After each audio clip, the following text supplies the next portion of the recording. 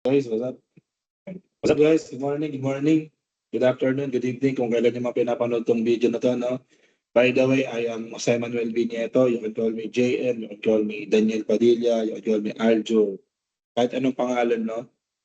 Basta pogi ang dating, joke lang. So we're here to discuss, no? By the way, thanks for ICPA, no, for this video. And we will now discuss some various topics in taxation, preferably estate tax, donors tax, and income tax on individuals. Now, unahin muna natin i-discuss, syempre, yung income tax, yung estate tax and donors tax, yung dalawang transfer taxes. Kasi pwede natin tamaan yun na hitting two birds with one. So actually, yung dalawang yun interconnected lang, no? Magkaiba lang naman sila ng no, computation, pero valuation, pareho lang sila, no? So, let me share my screen first, no?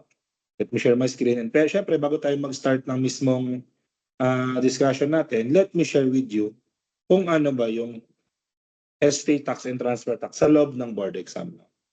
So I believe kita nyo nila sa screen ko. Kung kita nyo nila sa screen ko, ito siya, transfer taxes.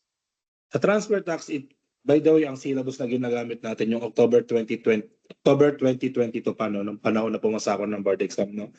Hindi pa natin in-implement yung bago kasi sa 2029 effective yun. No?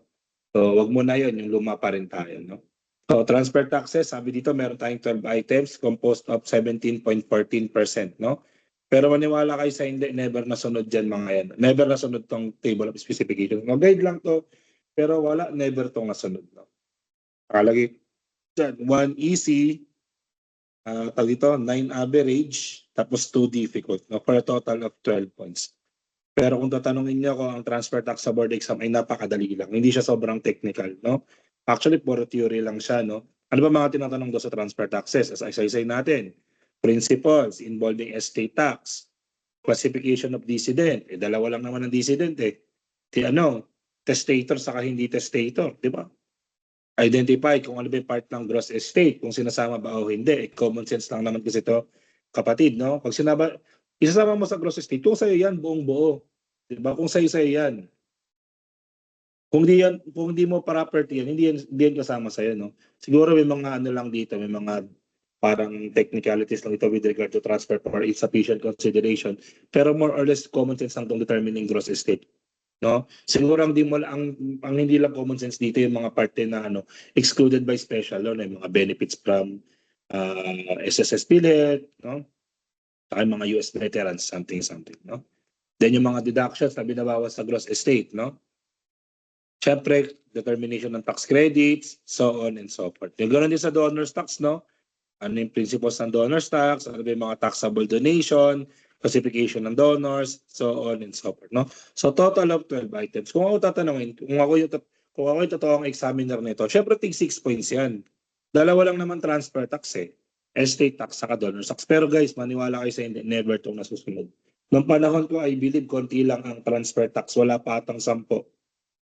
Ang pinakamahirap na nung batch ko noong 2022, yung vanishing deduction na. Pero the rest, napakadali na lang. Napakadali na lang, no? So without further ado, we will start na, no, for estate tax purposes, no? So estate tax, again, no? Bago tayo magsimula sa estate tax, magkaroon muna tayo ng annotations ng konti, no? Magkaroon tayo ng konting annotations. Ano nga ba ang estate tax? Ang estate tax ay parte ng tinatawag nating transfer tax. And when we say transfer tax, ito yung mga taxes na ini-impose on gratuitous transfer. Or yung iba ang tawag lucrative, pareho lang po yan, no? Lucrative. When you say gratuitous or lucrative, isa lang ibig sabihin nito. Nagbigay ako ng gamit, nagbigay ako ng bagay, nagbigay ako ng any consideration, nagbigay ako ng bagay sa'yo without any considerations, no? So, free, no? Either bigay ko yan sa'yo nang walang kapalit, di ba? Or yung iba minsan, tinatago na binibigay ng mas mababang presyo, pero as if nagdo-donate na siya, no? Halimbawa, ang halaga talaga nun, 5 million, binigay lang sa'yo 2 million. Di parang nag-donate ng 3 million, di ba? So, donation tawag doon. No? Donation. Tawag doon ay transfer. Di ba donation? Sorry, di agad ay donation. Ang tawag doon ay gratuitous transfers, no? Which is subject to transfer tax, no? Okay, there are two kinds of transfers kasi, no? Number one, may tinatawag tayong onerous transfer, wherein, pag sinabing onerous, may kapalit, no? Binigyan kita ng gamit, may kapalit, either pera, hindi pera, no? Pwedeng cellphone, iPhone 17 Pro Max, ano kapalit? 100K. O, sa'yo na yan. Nag-transfer ako ng ownership kasi may kapalit. Onerous transfers, no? At ano bang mga taxes ang involved kapag may onerous transfers? Dalawa lang, no? Siyempre, pag kumita ka, may income tax, possible, either regular tax or capital gains tax, no? Tapos, pangalawa, siyempre, if you are engaged in trade or business, halimbawa, ano ka talaga? Nagbabuy and sell ka ng cellphone, no? Hindi lang income tax ang pwedeng ma-impose dito. Ano ba po? Business tax, kasi you are engaged in business, no? I would like, syempre, reminder lang ulit, hindi automatic ang business tax. Halimbawa lang, no? Nagbenta ko ng iPhone sa'yo, worth 180K, second hand kasi gamit ko na. Pero ako hindi naman ako involved sa pagbabuy and sell ng cellphone. Nataon lang talaga na gusto kong ibenta yung cellphone ko kasi nga nagamit ko na and parang wala lang. Gusto ko lang mag-upgrade ng panibagong cellphone. Take note, hindi ako registered seller. No? Hindi ako nagbebenta ng cellphone talaga. Casual sale lang ako. So walang business tax din. No? Kasi normally, yun yung inisip ng ibang bata eh. Pag may income tax, may business tax. Hindi. Possible na may income tax, wala kang business tax. No? Pero hindi possible na wala kang business tax tas may income tax. Ay, hindi possible na may business tax kasi wala kang income tax, malabo yun. Ang possible, income tax tapos walang business tax. Especially if you are not engaged in trade or business, no? So, onerous transfer, gaya ng sale, barter, or exchange. Now, doon tayo sa pangalawa, gratuitous, no? Which is, dalawa lang naman example ng gratuitous transfer, no? Yung isa, donation inter vivos, yung isa, donation mortis causa, no? Donation inter vivos, meaning both the donor and the donee are alive. It is imposed, no? Anong tax na ini-impose doon? Donor's tax po. At paano kung yung isa ay dina-transfer ang kanyang property in contemplation of death or magte-take effect after the death of the decedent, no? It's estate tax. Okay? Pero uunahin natin today, syempre, estate tax. No, kasi ito yung favorite ng ano, pag mag-exam ka ng ibang exam, mga certification, favorite to, estate tax, no? So, number one, what is an estate tax? Siyempre, estate tax is tax on estate. Wait, sino ba by the way yung estate? Kasi ganito yan, pag namatay ka, pag naman ikaw, sorry. Pag namatay tayo, damay-damay lahat, no? Ikaw lang, no? Pag namatay tayo, siyempre, mamamatay tayo. Sure yan, inevitable lang din, no? Siyempre, kaya in-enjoy na natin kung ano meron sa atin ngayon kasi inevitable ang death. Di natin alam. Malay mo, bukas, kamakailan, di ba? So, enjoy na natin lahat. Gawin na natin ang ating best. Di ba? Pero siyempre, alagaan pa rin namin. No? Namatay ang isang tao. Ang tawag sa kanya ay dissident. No? Namatay ang tao, ang tawag sa kanya ay dissident. Ngayon si dissident kasi, pwede siyang maging, si dissident, ang classification niya, kung sa income tax, may lima tayong bida, si resident citizen, NRC, RA, NRA, ETB, and RANET-B. Sa estate tax, dalawa lang ang taxpayer or dalawa lang uri ng dissident, no? Si resident or citizen at saka si non-resident alien. Pag sinabing resident or citizen, hindi required na pareho. Di ba kaya nga or yung word eh. Ibig sabihin, pwedeng resident ka, hindi ka citizen. Pwedeng citizen ka, hindi ka resident, no? Pero kung resident citizen ka, pabor na pabor. Ang requirement lang isa. Bakit? Pag resident or citizen ka, ang sabi ng batas, you are taxable worldwide. On all assets, on all gross estate situated within and outside the Philippines. Imagine mo pag Pinoy ka, sobrang yaman mo, no? May bahay ka sa Pinas, may bahay ka sa USA, may bahay ka sa Mexico. Budang ba? Namang bahay. Ba? Ang tanong, pag namatay ka at marami kang bahay sa mga iba't ibang bansa, tataksan ba yun? Ang sagot, yes. No, tataksan yun. Kunyari, sa US, malamang may US estate tax.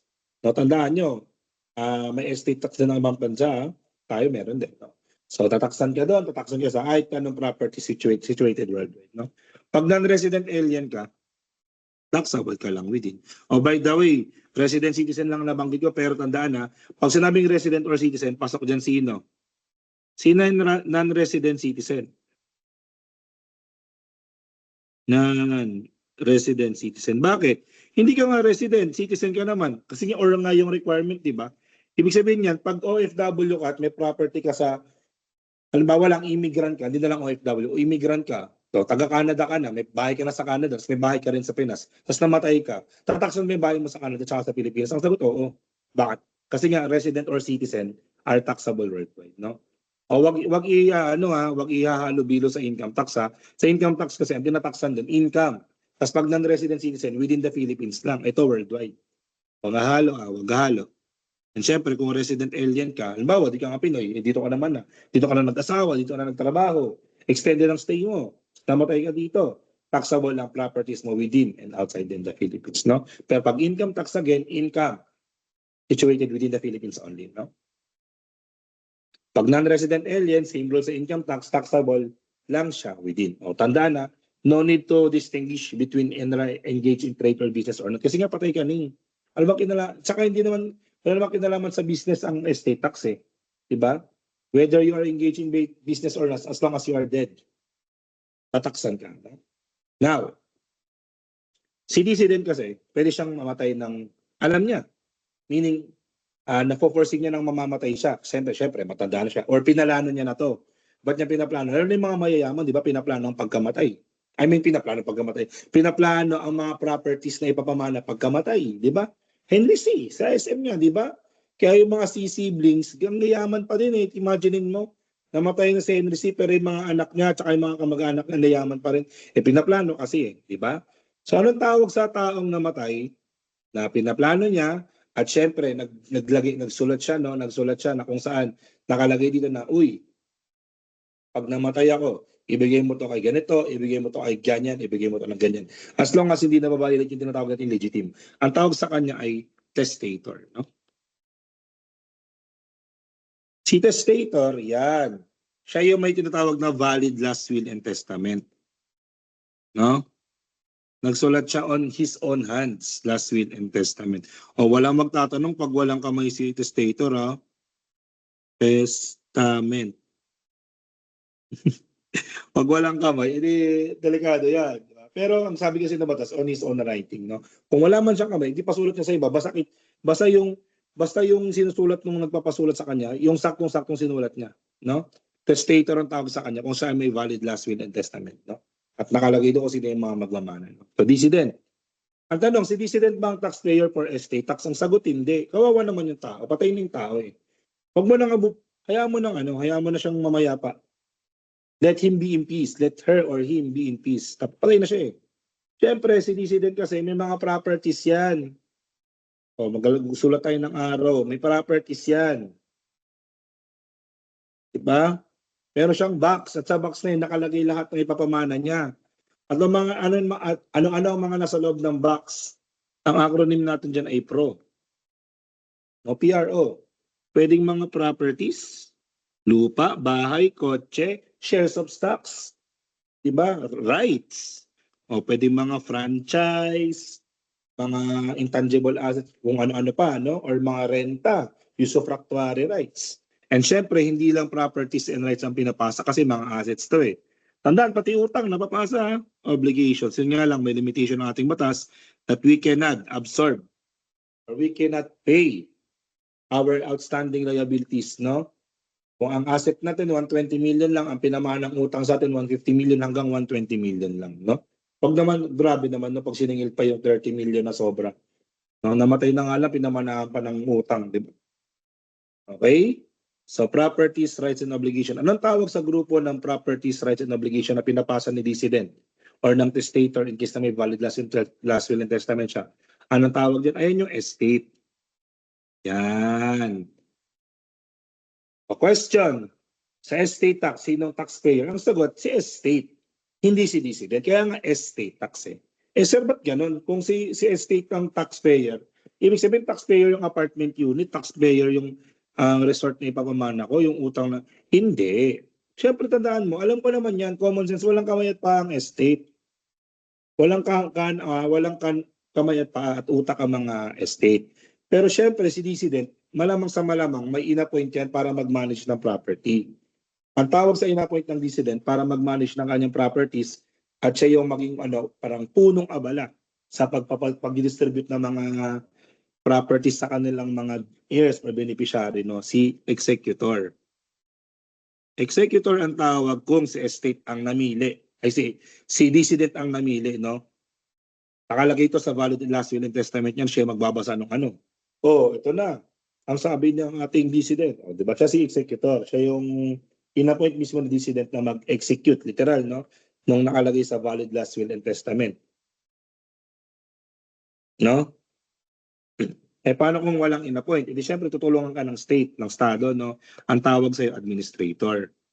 Therefore, generally speaking, the one who is liable is estate through the hands of executor or administrator. Yan. Sila ngayon yung magiging primarily liable for the payment of estate tax. Si executor at si administrator, no? Pero magiging liable lang sila kung the estate is administered or settled judicially. Meaning kapag judicially po, may intervention ng courts. May intervention ng courts tayo, no? Now, paano kung wala? Paano kung wala pong, tawag dito? Paano kung nagkanya-kanya yung mga yung mga papamanahan, no? Speaking of papamanahan, no? So, lipat na tayo. After ma-manage ni executor or administrator yung kanyang mga estate ni decedent, lilipat na syempre sa mga taong malungkot muna sa una. Kasi syempre, yumao eh. Meron bang masayang namatay? Meron siguro sa ibang tao, no, na yung mga sakim. Pag namatay yung mga sakim, yung mga gustong-gusto ni Cara David mamatay, di ba? Oh, malungkot sa una pero eventually sasaya siya. Bakit? Grabe, no? Pinagplanuhan pala ng aking mga ganito, ng mga nagpamana sa akin yung property na to, no? Tawag sa kanila ay mga heirs, no? Mga heirs po sila. Sino-sino itong mga heirs na to? Syempre, unang-una, yung mga compulsory heirs. Yan, compulsory. Meaning required magmana. Compulsory. Sino sabi yung mga compulsory heirs, yung mga required magmana? Number one, syempre yung mga descendants. First, ang mga descendants, no?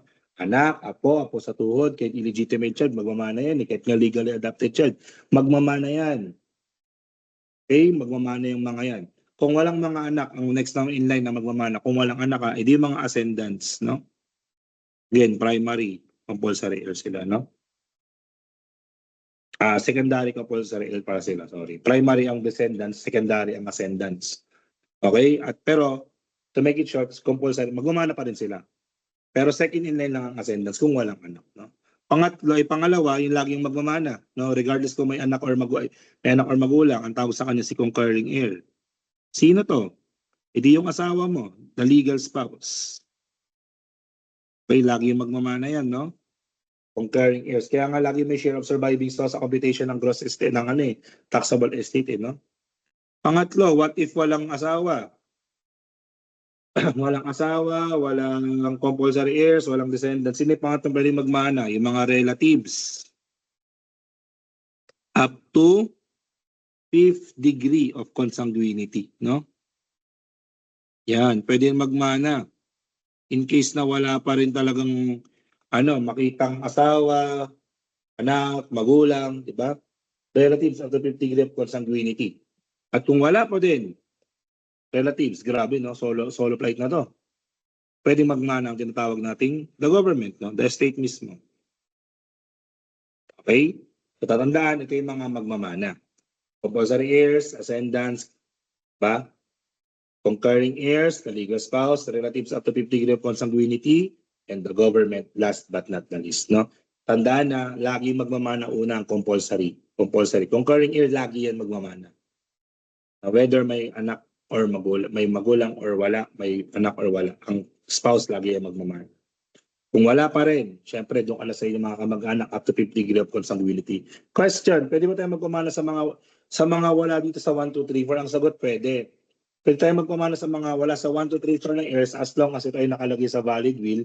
And syempre, dapat hindi na ba-violate yung legitime. Ano yung legitime? Ito yung required portion na ibigay sa mga heirs. Halimbawa, nakalagay sa batas, 1/2 sa anak. Dapat 1/2 talaga sa anak. Wag 1/4, wag 1/8, wag 1/3. 1/2 dapat. Diba? Kasi pag na-violate yung legitime, kawawa. Pwede magreklamo nga, halimbawa, ba't hindi ka lahati sa akin? What 1/8 lang? Diba? Kunya, solo lang akong anak eh. Mas malaki pa yung nakuha ng kaibigan ko sa last will and testament, bawal yun. Tandaan na pwede lang manahin ng mga hindi part ng 1, 2, 3, 4, ng 1 and 2 is yung free portion lang. Yung free portion lang pwede lang manahin. Pero the rest, Dapat kung ano yung nakalagay sa batas na ilang porsyento ang mamamana nila, ibigay dapat. Okay? Tandaan na, heirs ang tawag sa kanila. Question, what if walang court intervention, meaning nagkanya-kanya yung mga heirs? Kunyari, nagkanya-kanya yung mga anak, tsaka yung asawa mo, nagkanya-kanya din, no? Ay, hindi, ako masusunod dito. Kalaakin tong first floor ng apartment unit sa yung second floor.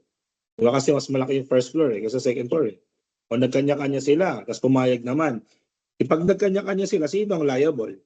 Pag ang sabi ng batas, if the estate is settled extrajudicially, who will be the one to settle the estate tax? It is the heirs.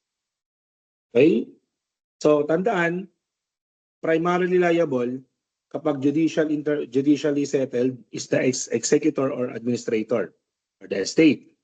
Pero kung nagkanya-kanya, extrajudicial, di yung heirs yung liable. No? Ang tawag dito sa proseso na to ay succession, no? Succession. At tandaan, pag may succession, may estate taxation. Uy, wordplay. Estate taxation. Kailan ba nagsimula ang succession? Nagsimula bang succession the moment na malaman natin kung sino magmamana, kung ano yung mamanahin? No. Succession starts the moment the decedent died. Doon nagsimula ang succession, mga kapatid. Hindi kung kailan po, tawag dito, kung kailan natin malalaman kung sino yung magmamana, ano yung mamanahin, hindi siya ganun. Okay? So, estate tax. Ano ba mga karakteristik ng estate tax? Nung discuss natin yung succession na topic, anong characteristics niya? Number 1, sulat natin.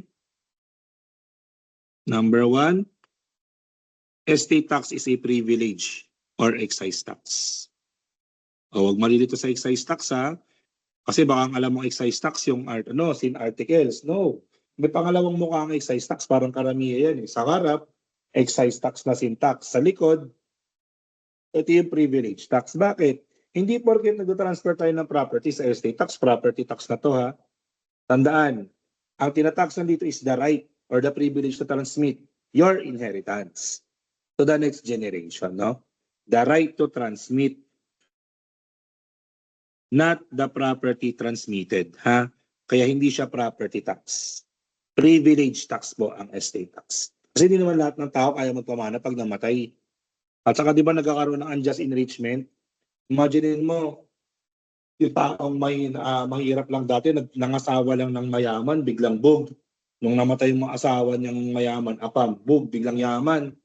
Di ba nagkaroon ng unjust enrichment? O para magkaroon doon para maiwasan yung inequality, wealth inequality, no? I-impose tayo ng estate tax. Okay? Ano bang karakteristik ng estate tax? Estate tax is an ad valorem tax. Siyempre, pag sinabing ad valorem tax, the tax is based on certain valuation. At yung valuation na to, kailangan ng isang independent appraiser. Diba? Normally, ano bang valuation sa estate tax? Alam mo ito eh. Fair market value. Nagkakaiba lang tayo ng valuation kasi ang estate tax at donors tax pareho ng valuation, fair market value lagi. Pero ang timing natin sa ad valorem, fair market value at the date of death of the decedent. So lagi niyong tatandaan, date of death ang pinakamahalaga sa estate tax. Diyan nagsimula lahat.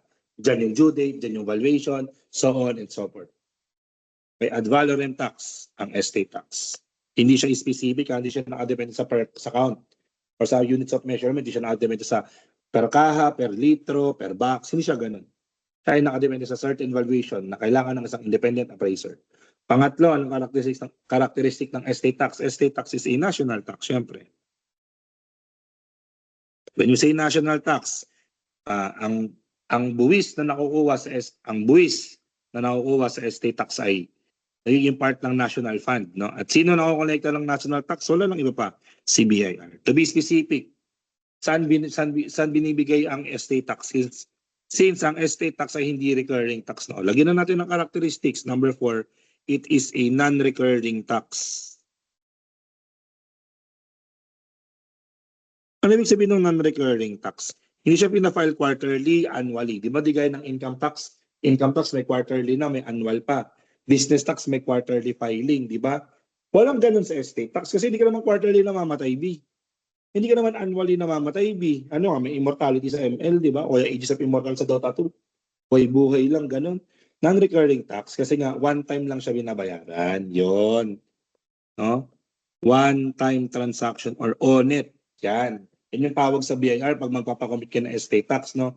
O, punta po kayo sa ONET division, tutulungan kayo doon. Yon, ONET yung tawag doon. By the way, bagay sa number 3, national tax kasi binabayaran kay BIR, no? National tax, binabayaran kay BIR. And syempre, ng recurring tax siya kasi binabayaran siya sa one-time transaction division ng BIR, no?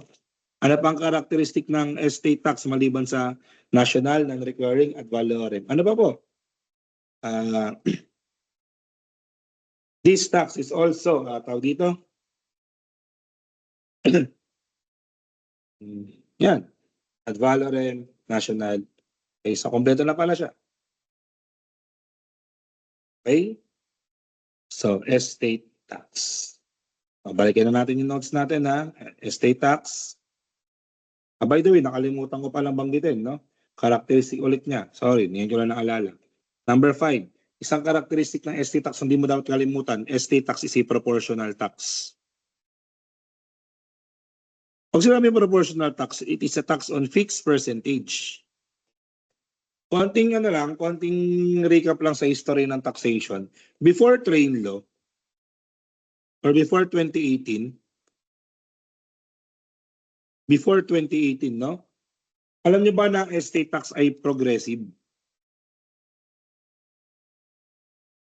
Tanongin niyo sa mga kuya at ate yung CPA noong 2017 or before 2018, ang estate tax may kodigo rin sa likod ng board exam. Kasi progressive siya dati. O, di ba ang hirap? But starting 2018, or during train law effectivity, starting January 1, 2018, ang estate tax ay fixed 6% na siya. No? Proportional na siya. 6%. Pinareho na kay CGT na 6%. Ganon din ang dollars tax, 6% na din siya. No? So unified na ang tax. Tax on a fixed percentage. Okay? So yan yung characteristic natin ng estate tax. So basahin na natin. Estate tax is under BIR Form 1801. So administrative provision muna, no? So, tingnan natin, BIR Form 1801, yun, no? BIR Form 1801, you can download this to BIR website, punta lang kayo sa bir.gov.ph, no? Sa mga practicing CPAs dyan, or practicing accountants, no? Tax accountants, be familiarized with this, ha? Sa mga tax returns, kasi ito ang expertise natin, no? O BIR Form 1801, kitang-kita, estate tax return. Diyan na lahat ng details, like kung kailan namatay, anong tin ni DCD, ay tin ng estate, saan namatay si decedent at the time of death, executor, so on and so on. Lagay mo na lang yan dyan, BIR Form 1801. Medyo nakakalito lang to, nabigyan ko kayo ng technique. Kasi alam niyo ba ang BIR form ng transfer tax parehong 18? Ito, gaya nito, donor's tax, 1800. Estate tax, 1801. Alam ko, grounds for error kasi to. Lalo na kung ikaw ay nagmamadali mag-isip, no? Kung selective reader ka. Parang, alam ko parang 18 yun eh. Kailan ko yung malalaman kung 1800 o 1801. Dalawa, ito, bibigyan ko ito ng clue, no? Bibigyan ko ito ng tip. Let zero, or yung itong itlog na to, no? Let itlog be life. Pag dalawa ang buhay, ibig sabihin, inaccept nung tinanggap, inaccept nung tumanggap, inaccept ni Donnie.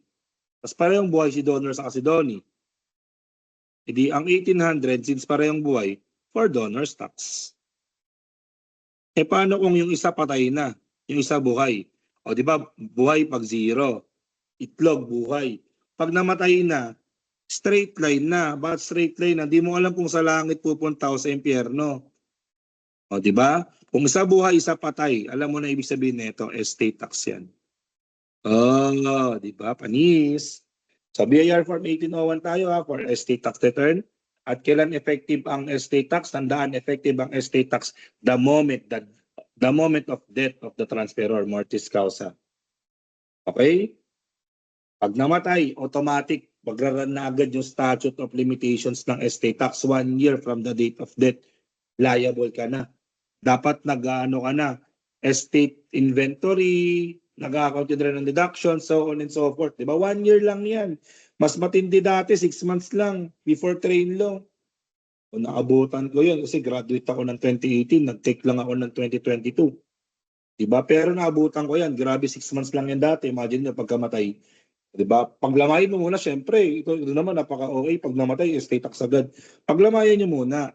Tapos nung nilamayan nyo na, oy, we have only 6 months to settle the estate tax. Kasi pag di natin sinettle itong estate tax, magkakaproblema tayo sa titulo-titulo. Hindi natin malilipat to. Magkaka-penalties pa tayo kay BIR.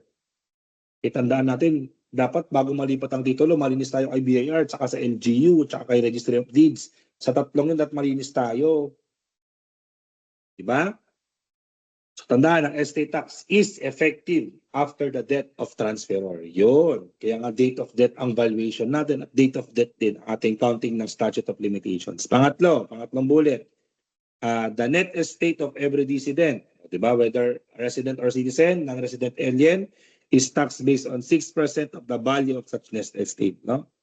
Oh. Speaking of value of net estate, may formula na tayo dito eh. Pero sulat na natin sa baba. No? Ano ba ang formula ng net estate? Simple lang po guys, no? Ang net estate, simple lang ang formula. Pero ito yung mahirap, ito yung isa sa mga bagay na kailangan mo rin alalahanin, no? May mga namatay kasi na single, may mga namatay na iniwan. Sa Tagalog or sa madaling sabi, may namatay na mag-isa lang, may namatay na may kasama siya. Oh, di ba? Either ways, patay siya pareho, di ba? Yung isa single, yung isa may kasama. Unahin muna natin yung namatay siyang single, no? Pag namatay ka daw na single at walang surviving spouse, ang basis or ang formula ng pag-uumbit ng taxable estate, napaka-basic. Ganito lang, oh. Gross estate at XXX amount. Pag gross estate, sama mo lahat ng properties and rights mo accruing at the time of death. Ano ba yung mga nag-exist na properties mo nung namatay ka? I-account mo yan lahat. As long as sa'yo yan at hindi yan excluded by law. Siyempre, bawasan mo ng OD. And OD stands for what? Ordinary deductions. Okay? Mamaya discuss natin thoroughly ano may ordinary deductions. O, bawasan mo ulit ng SD. Ano ba yung SD? Special deduction. Kung may ordinary, may special. No? Malalaman natin ba't kaya siya special. No? Totoo ba talagang deduction siya o baka ang purpose na lang is bawasan yung tax? Okay, malalaman natin yan. You will get the taxable estate. O di ba napaka-basic? Pag single, straightforward lang computation. No? Walang kahirap-hirap kung single. Ang mahirap kasi, yung favorite ng board exam, ano yun? Yung mag-asawa. No? Kasi pag mag-asawa, may dalawang bakit yan ang ina-account. No? Kapag ikaw ay married, decedent,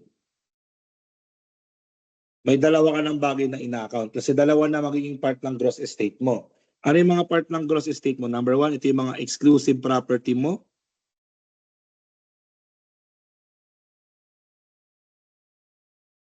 Exclusive property ni decedent. Pangalawa is yung common or conjugal properties of the decedent. Oh, sa Tagalog, ganito lang yan. Sa akin at sa amin. Sa akin at sa amin. Ang part ng gross estate mo ay yung sa'yo lang, na hindi hahati yung asawa mo. Pangalawa, yung hahati yung asawa mo. Akin at amin. Kaya dahil dyan, mag-iba na yung computation, yung formula mo sa gross estate. Gagawa ka na ng 3 columns. Exclusive mo, common or conjugal mo, total. Gawa ka ng mga XXX.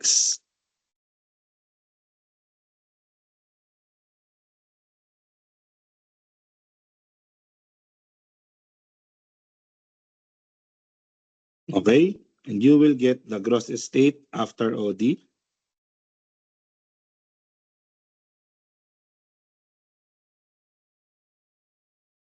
Bawasan ng special deductions. Na again, ang purpose ng special deduction, bawasan ng inyong taxable estate. No? Yun lang ang purpose niyan. Incentive, kumbaga. Kumbaga sa income tax ang tawag din yun yung SAID. Special Allowable Itemized Deduction. Okay? Anong napapansin nyo the difference between OD and SD? Sa OD, kinaklasify mo pa kung exclusive yung deduction or conjugal or common yung deduction. Sa special deduction, hindi na sa buong total na or sa buong gross estate na. Simply because ang ordinary deduction kasi nakakabawas ng mana. Yan yung mga utang, mga taxes, mga sangla na di mo na pa nababayaran, nakakabawas ng mana. At normally, ang ordinary deductions po ay traceable sa gross estate, unlike special deductions, no? Pero later on, we will discover it na mamaya na. And syempre, huwag niyong kakalimutan, yung isang deduction na hindi ordinary at hindi rin special, wherein binabawas to kasi nga sinama mo yung property na inyo. Pero dapat, pag mag-uumbit ng estate tax, yung sa'yo lang dapat, ikaw lang naman yung namatay eh.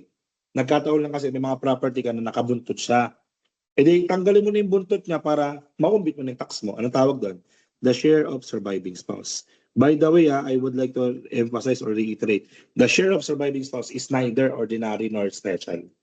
Ibang deduction siya. No? And how do we compute the share of surviving spouse? It's 1/2 of the gross estate after OD.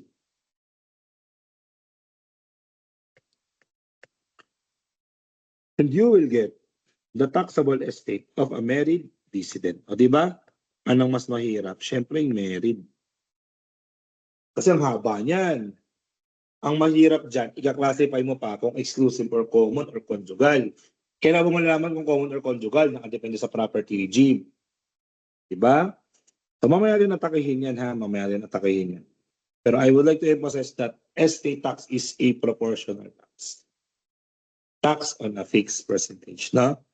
Okay, so mag-water break lang tayo saglit. Tapos balikan natin yung next natin na topic, no? Kayo maglala, recorded video naman to. Inom ng tubig, then banat ulit.